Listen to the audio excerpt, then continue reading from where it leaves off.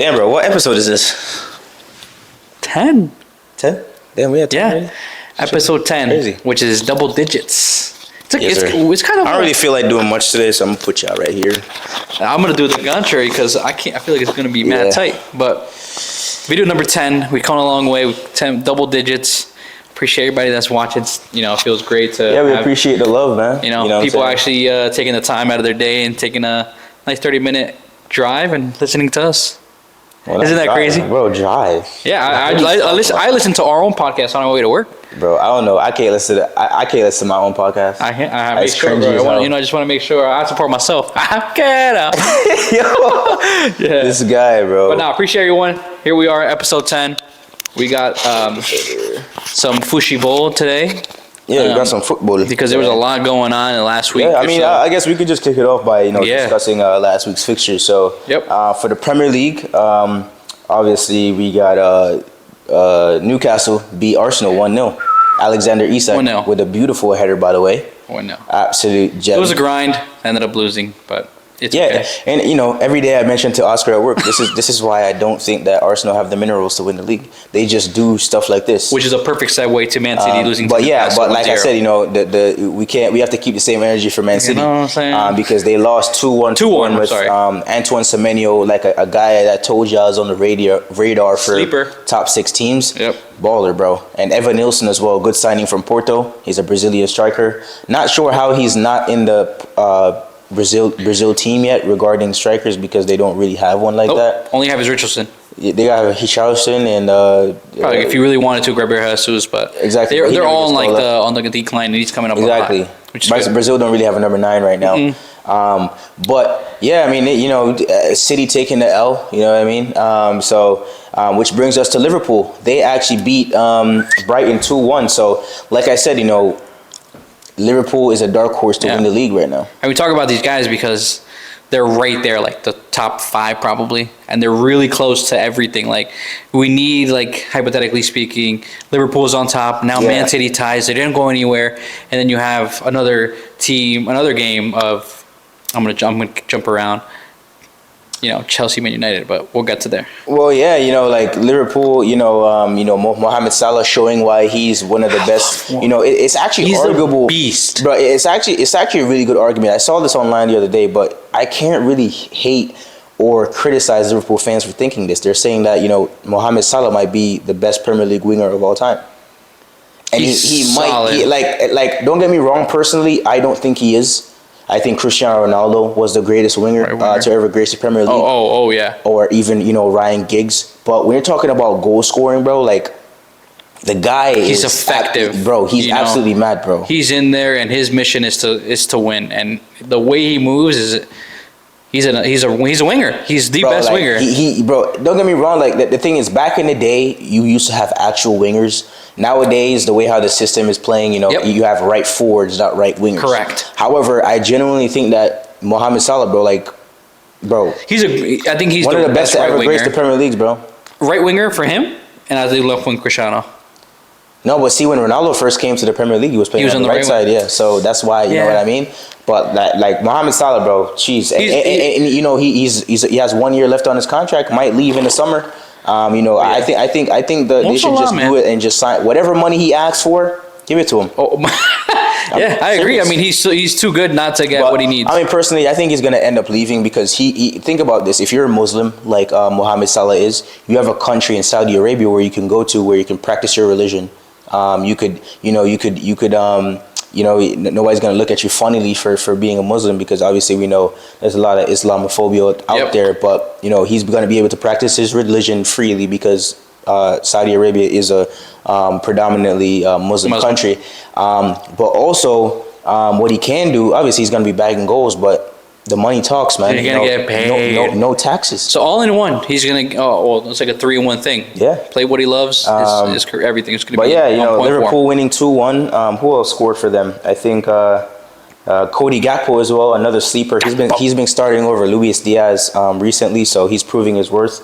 But this great left winger there. This Arne Slot guy is he's moving a bit techy creeping. still. Yeah, he's I got the perfect analogy for this. Another Mr. Analogy here. Well, not really analogy. He's what Man United thought that Erik ten Hag was going to be. Yep, correct. Or what everybody thought that Erik ten Hag was going to be. Yes, and he's doing that for he Liverpool. Got sacked last year. You know, I mean, he got sacked last week.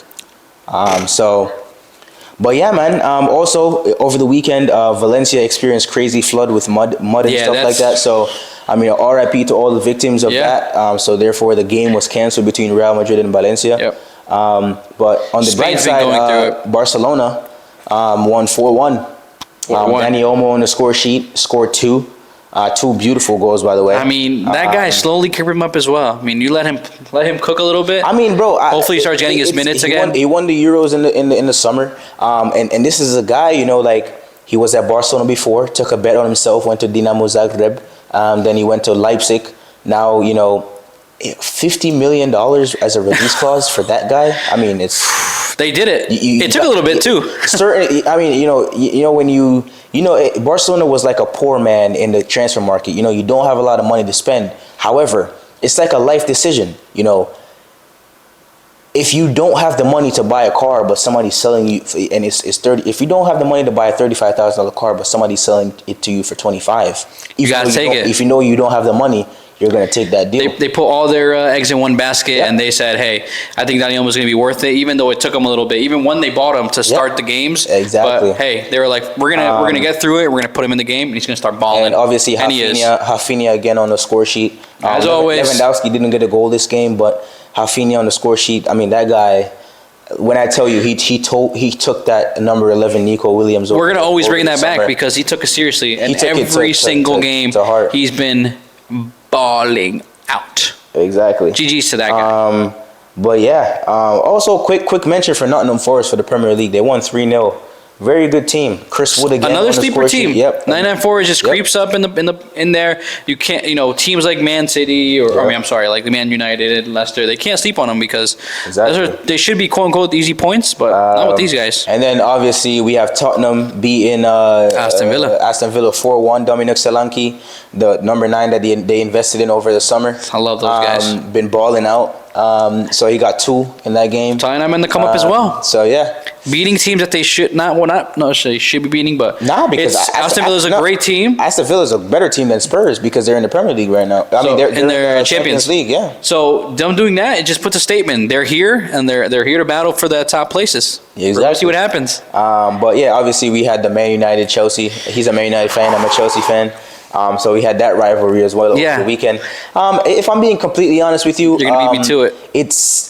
It was a boring game. It was kind of a boring game. I don't know. I just didn't. Teams weren't necessarily sparking too much. Yeah, they were going like back and forth, defending. But a lot of great gameplay from Cole Palmer, a lot of great play from the Man United side, and having their new coach just brought a fire to them, which I think held up with Chelsea. Because if Chelsea didn't have.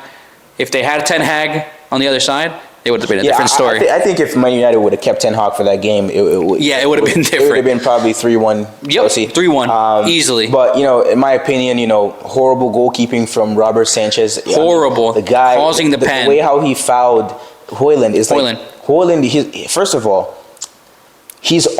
Robert Sanchez is on his right side, right? Which means that Højlund is going the opposite direction, which is on Højlund's left side. His left side. So he's going away from the goal. And the ball's going actually pretty far out. Exactly. Like he's not going to catch it. The thing that you could do, and I never understand why goalkeepers do this. They dive, you're never going to get the ball. He hyperextended, and by the time he tried to get there, he was already too late. All you have to do is, I'm no goalkeeper coach, but I'm pretty sure what they're trained to do is you cut off the angle just to steer him away, and then you get back into position. Because once you dive and commit yourself, it's like diving in on a 2-foot. Yeah, and he was already going that way, so you didn't have to press it. He kind of showed his presence. He was there, and of course went for and then Højlund, being a smart attacker, just dropped. He dropped. But I mean, Bruno that was capitalized. Very smart. Bruno capitalized, but then about 10 minutes or so later, I think 10 minutes exactly. Let's talk about the goal from Moises Caicedo. Like that was quality, bro. It's just. Off the volley, bro. For him to just be like, I got this. If he rips it off volley, for a player to think I got this on a derby like that, he wanted to put him in. That was his first goal for Chelsea as well. Again, and then Chelsea. You have Chelsea just all these players wanting to do it against Man United to put themselves on the list, Yeah. Because now we're talking about Caicedo. Him doing that is crazy. And then Alejandro Garnacho with that chance at the end of the game. He was not on point.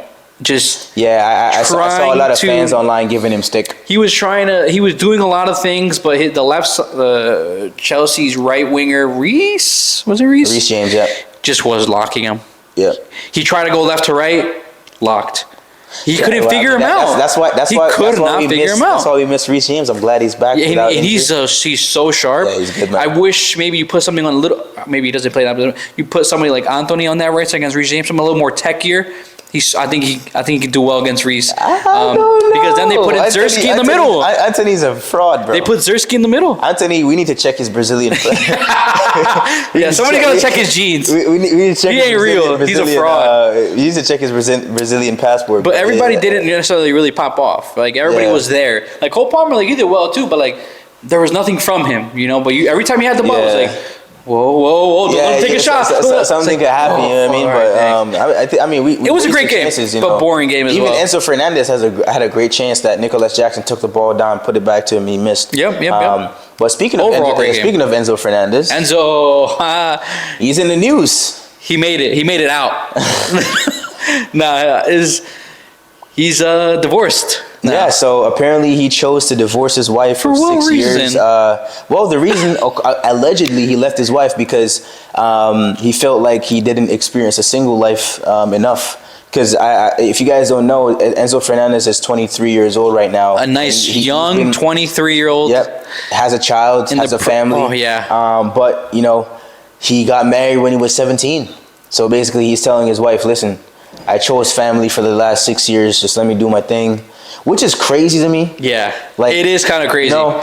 He should have bounced a little earlier. And this is personally, obviously this is a soccer-related video, but personally, bro, I think getting married at that young as a man, especially as a man, a girl, you can get away with it because obviously, a man will take care of you, right? Correct. An 18-year-old could find a guy that will pay for all her expenses, take care of everything. But, bro, as a man at 17, 18, bro, you haven't done anything. Done anything. And he was he wasn't in Chelsea yet. He wasn't anywhere. You know what I mean? But he was actually something in life, though. He was already a professional footballer, probably on 10 bags a week. Making a cool. He was making couple money. of $100,000 a year. However, no matter what position in life you are, bro. Personally, for me, I think getting married at such a young age as a man is an L, bro. Yeah, he definitely made. I don't know if his bad decision or not, but he took away his teenage or his middle time. Well, I mean, 3 more years of his teenage life, bro, and also, you know what I mean? Put me in those shoes. I'm a professional soccer player in England. Yeah. My contract is about to come up to playing in Chelsea.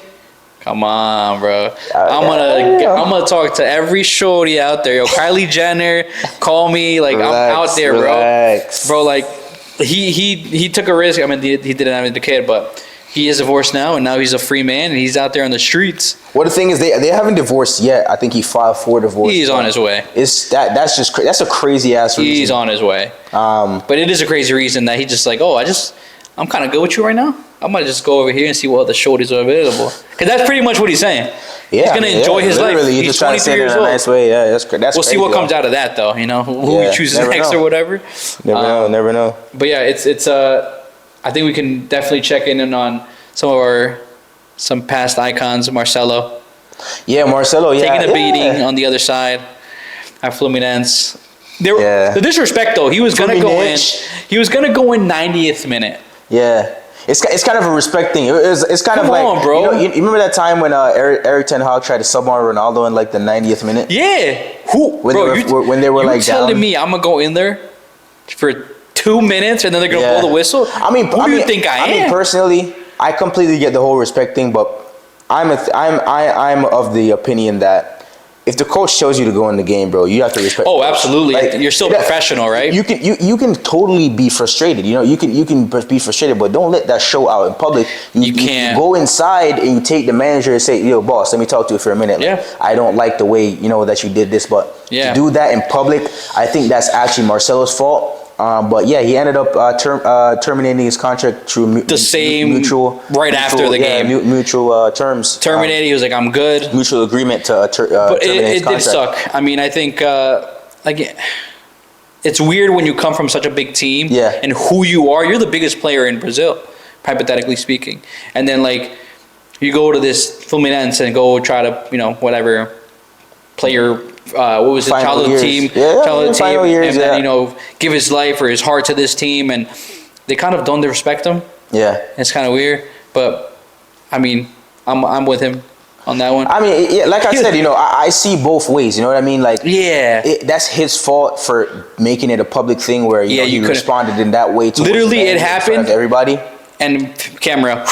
Exactly. Now that's going to be the headline for the next few months. Yep. But yeah, like even though it was disrespectful, especially for a guy of Marcelo's caliber, a guy who's very decorated when it comes to trophies, like Champions Leagues. Probably got paid a bag. Been to the World Cup a couple of times. Probably one of the best left backs to ever grace the game. Yes, sir. You know what I mean? I'm with it. If you were to ask me to name footballers that have the best first touch.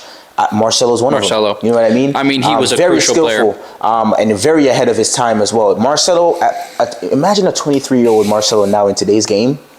I mean, skills galore, insane. 5-star skills. Insane. Like on FIFA. As a left back, but, I completely understand the coach's point too. Like, you cannot do that. Like, you know what I mean? Like, even though you feel like you're disrespected, you can't voice that and show that type of emotion and lash out in public. He's the coach. All the fans. There has to be a mutual respect to the coach. Respect the coach's decision. Yeah.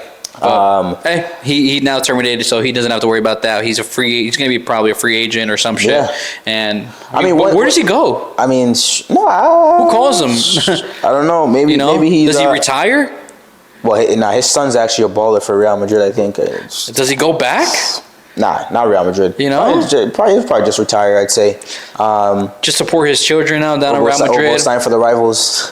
That'd be some shit. Yeah, that'd be crazy. Nah, he can't because it's his childhood Well, yeah, you mentioned something else earlier about Arsenal. What's the name of it? Edu. He was a sporting director or something? Sporting director. I think he was a scouter or something like that I remember. He's going to be leaving. He's now leaving. I think Newcastle, Nottingham Forest are in the line for him. So he's going to be thinking about going to those teams. But I did watch the All In or Out Arsenal series, and he was in there. He was scouting players left and right, and he did a really, really good job as soon as he got in to get these good players out there. But now he's out, so who knows? He's probably gonna start making another team way better. If you go to Nottingham Forest, you can probably pick up some good people. Yeah, because Nottingham Forest, bro, I'm telling you, don't sleep on Nottingham Forest, bro. They got a good squad. They're building, and if someone like Edu goes there and starts recruiting, as a sports director and starts picking up a team, he can make a fucking amazing team. Because he did Miguel Arteta's team right now.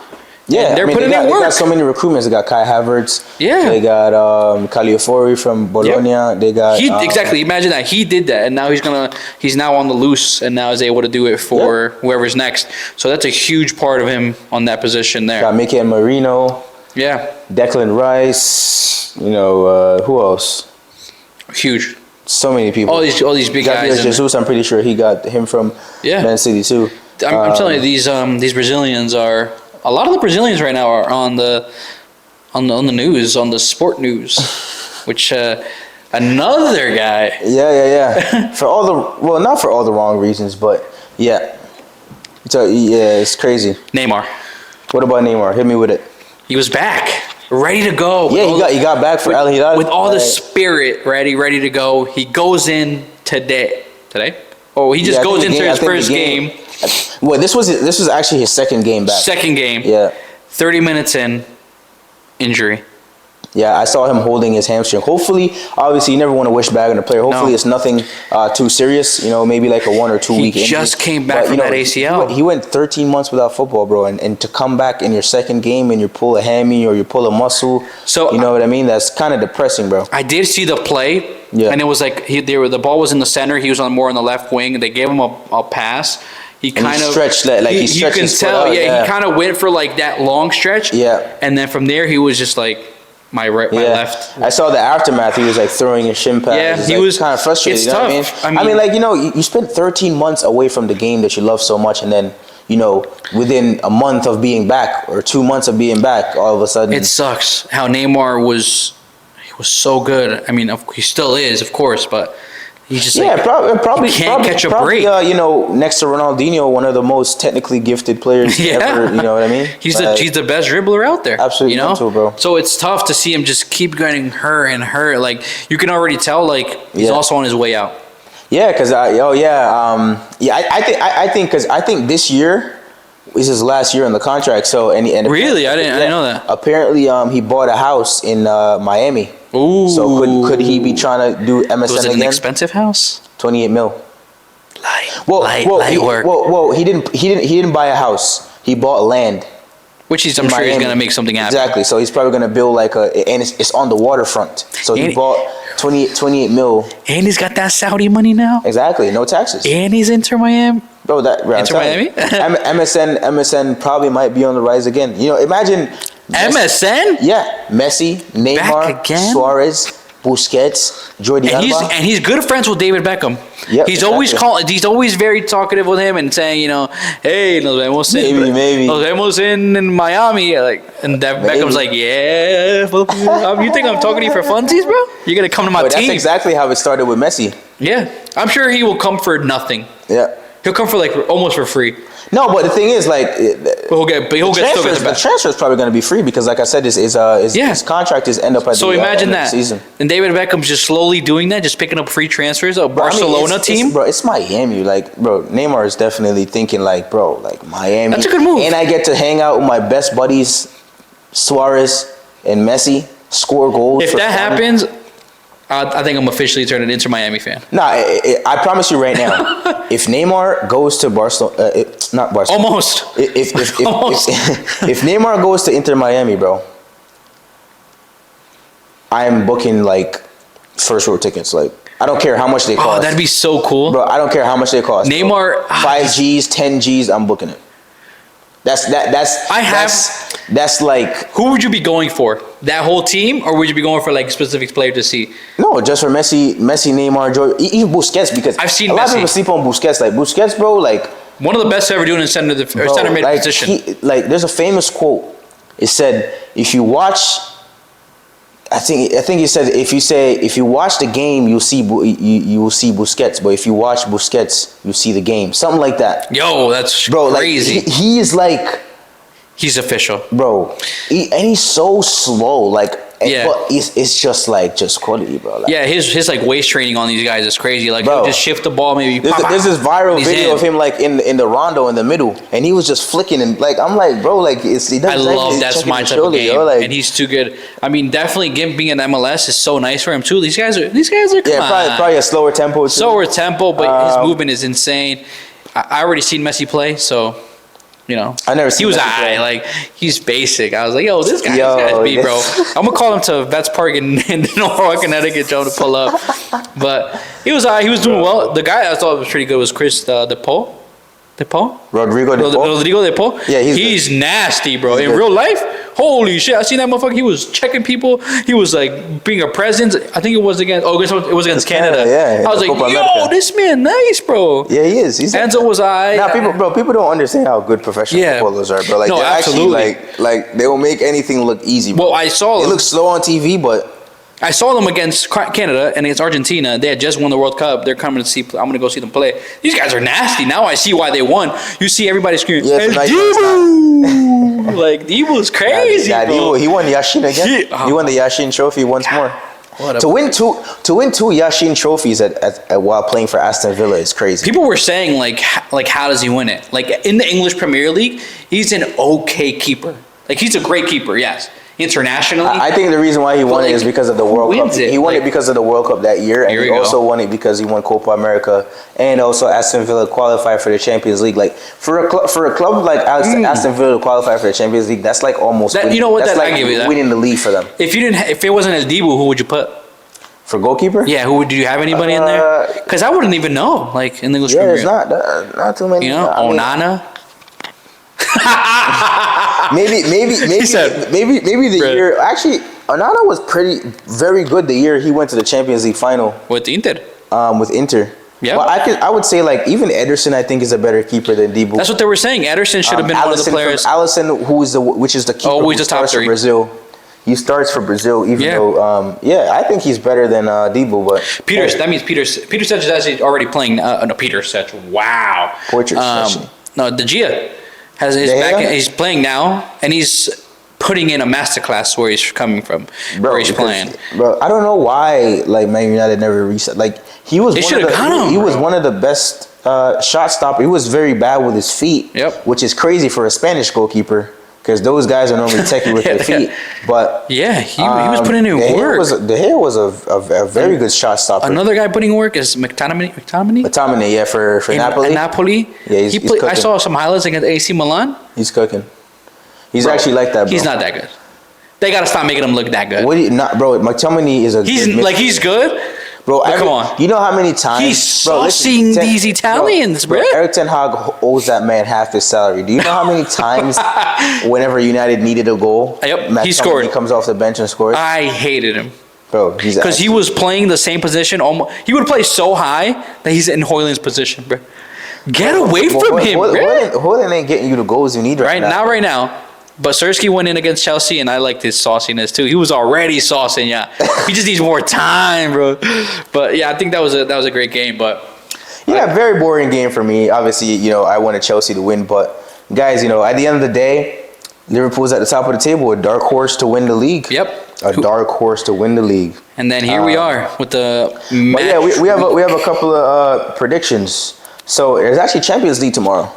Oh, thank God! I'm fucking excited for that. So I was just gonna point out some of the big games. So we have Real Madrid versus AC Milan at the Bernabeu.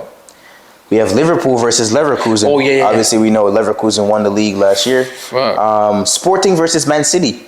Now there was a press conference where Amorim said that if we lose against City, the expectation is gonna be low. But if I beat Manchester City tomorrow, people are gonna think that I'm Sir Alex Ferguson. So we're gonna see what happens with that.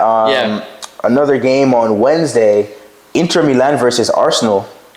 That's a good game. It's a good game. PSG versus Atletico Madrid. Ooh, saucy. That's tough. Atletico's always a very sharp team to play against offensively. Yep. Strong. So we'll see how that goes. And then, to be honest, it's looking like Liverpool might win the Premier League. But goddamn, it's way too early. I'm just saying, we're going into match week 11, and just before we go, this is why, guys, I told you Rodrigo deserved to win the Ballon d'Or because of stuff like this. All of a sudden, he's out of the team. What happened in the last 2 games for Man City? One was a draw. They lose. Right? Let me just check my mirrors real quick. Let me just check my mirrors, right? Check my mirrors. Make sure I'm not saying the wrong stuff, right? Last game. According to the form, they lost 2-1 to Tottenham in the cup, and then they lost 2-1 to Bournemouth. This is why Rodrigo deserved to win the Ballon d'Or.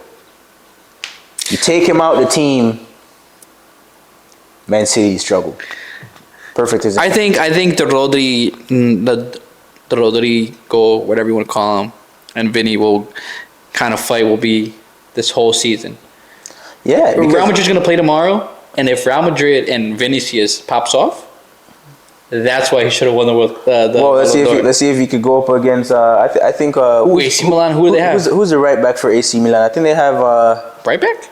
Isn't he on the left wing? Oh yeah, right back. Yeah, so you got to match up on the. Knowing fucking AC Milan, they're pussies. They're gonna just put Theo Hernandez on the left. No, Emerson Royale. Yeah, tell him he's gonna get sauced. Yeah, he's gonna get sauced up. I won't be surprised if they switch that lineup if they put Theo on the other side. Could be. Theo's gonna get sauced with him too. It could work, but Rodrigo. It's gonna be a great game. Rodrigo is back for Real Madrid. Rodrigo, I think he's back. You think that's gonna be a tough battle? Theo against Rodrigo? Yep. Oh, what do you think on that? But guys, let us know what you think. Should Neymar go to Inter Miami to team back up with MSN again? What else did we talk about? Champions League. Let us know what you guys. Who's winning tomorrow on Wednesday? Who's going to win the Champions League? Man City losing to Bournemouth, and obviously Arsenal also losing to Newcastle as well. Liverpool being on top. You know what's funny? Alexander Isak was actually supposed to go to Arsenal, but he never did. Would have been a great signing. Crazy how Missing time striker. works. You know what I mean? Kind of showing you should have signed me. You should have dished out the bread. Shoulda, woulda, coulda. Should have signed me from Real Sociedad. But yeah, let us know. You know, is Liverpool actually going to win the Premier League? I mean, it's very early, right? We're about 9-10 games into the season, but. You know, they're showing that they've got the minerals, bro. Arne Slot, like I said, strong. He's what Manchester United fans thought that. It's these type of coaches that win stuff for some reason. Exactly. They build their own new different type of dynamic, and then you go into it, and then English Premier League is like, what the hell is this type of soccer? And then they get wrecked. All right, man. Here we go again. Yes, sir. But guys, let us know in the comments. Like, comment, subscribe. You know, share this, and also go on follow Offside Convos, which is Offside Convos. We have our Instagram as well, which is Offside Convos as well. Like I said, we're posting 2 videos on each platform per day. So please go like over there, follow us, let us know what kind of topics, you know. Let us know what you think on it. Let us know what you want us to talk about. But yeah, that's pretty much it for today. Let's do it. Yeah. Over and out. Peace.